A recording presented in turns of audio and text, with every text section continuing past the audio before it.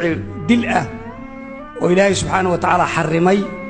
qofku غيرkii inuu dilo oo muslim ah iyo wixii kale gaale macsuum ah iyo naftiisa inuu dilo intaba isku mid bay noqonayaan wax banaan maaha waliba waxa dhacaysa intuu isqarxiyo inuu dad badan oo muslimiin ah oo laga yaabo inay markaa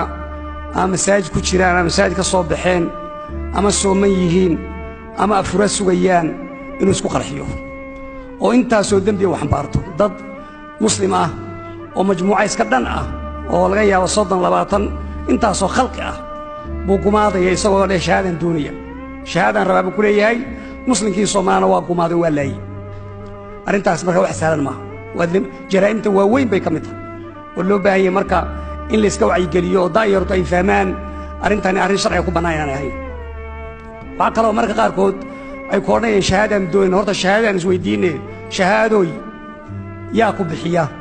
ma Ilaahay baa shahaada bixiya shahaadooy ma waxa tahay ninkii safarka gaariga raaciyay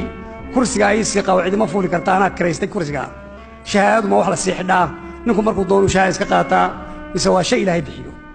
jawaabtu waa shay Ilaahay bixiyo shahaadadu quraanka markaad akhrido aayaadka ka waramaya shahaadada qofka la siinayo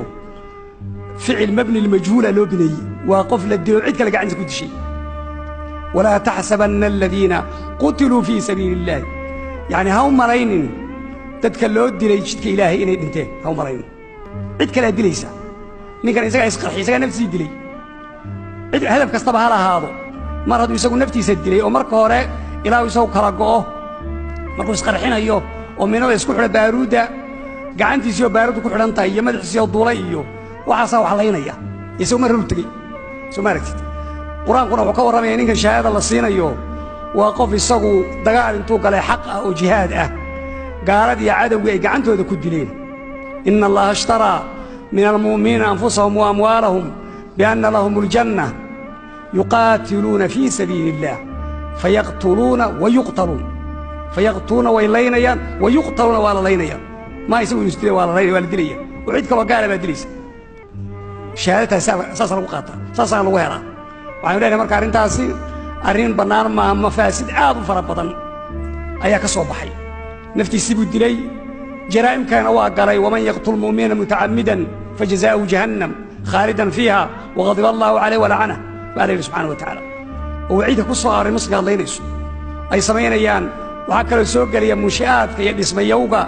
iyo ummadda xoolaheedu ku halaagsamayaan waana tiro koobi karay argagixinta iyo baqdinta laga irdhoobay masaajidda la soo galo meelaha qaarkood oo aad la socotaan dadku bay fahansan yihiin oo masaajidda aan geli karay waayo waxa weeye jidka ma lagu tooganaya ma lagu dilay ma lagu qarxinaya arrimahaas oo dhan waxay keenayaan waa munkar ficilka la sameeynaya dhibaato badan waa keenay waa xaraam bay u leenahay waa ka waanina dadka arinta ku hawlan in Ilaahay subhanahu wa ta'ala uga toobad keenay